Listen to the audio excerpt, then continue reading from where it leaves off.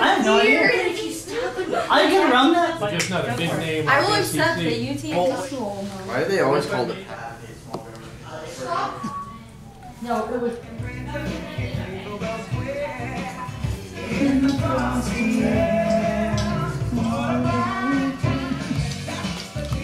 Are you doing pen?